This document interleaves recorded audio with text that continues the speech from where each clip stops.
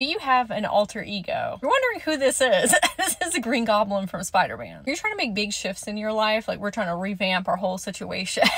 Sometimes it's difficult to do that because you're sitting in your own consciousness, so you're coming up with your own ideas at the same level that you're at right now. And so this is where alter ego can come in and be really beneficial in helping you create that shift into your next higher self. I have actually done this in my life. My name used to be Brittany and it's Sage now, and I had created Sage as an alter ego of the lifestyle that I wanted to be living, what I wanted to be doing in my business, the friends I wanted to have around me, my physical appearance, and then I actually became her. Now that I've solidly got on this timeline, this morning I felt a real call to create another alter ego. And so I was like, okay, well, what is her name gonna be? And I was thinking about changing it to something completely different. And I was like, no, I really like my name. How about we call her SG? Sage Gwendolyn, my name now.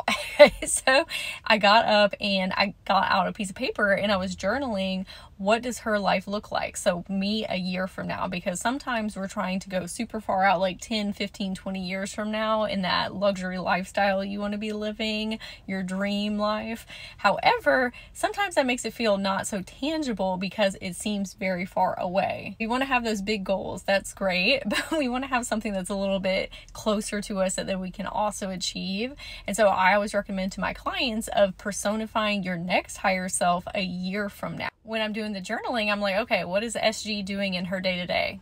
What type of money is she making? What is she doing in her business? What kind of relationship does she have with her son and her friends? You know, just really making that as clear as possible, getting in meditation in my imagination and personifying her there as well, and really feeling into what it feels like to be her. So what kind of thoughts is she thinking? What kind of emotions is she feeling? What kind of actions is she taking? Because when I do that, I am actually embodying her energetics in the future, in the here and now. And the more that I do that, the more that I actually become her. This is how I went from being Brittany to being Sage now. So now when I have things come up that are not serving me throughout the day, self-limiting beliefs, catastrophizing, behavioral patterns, I can ask myself, is this something that SG would be thinking about self, or an action that she would be taking? If you want to learn this framework and how to implement it, I break it all the way down for you, okay? It's in the replay of my How to Quantum Shift workshop. You can go to my profile and click, or look in the description box here below. And I would love to hear if you're going to try this exercise.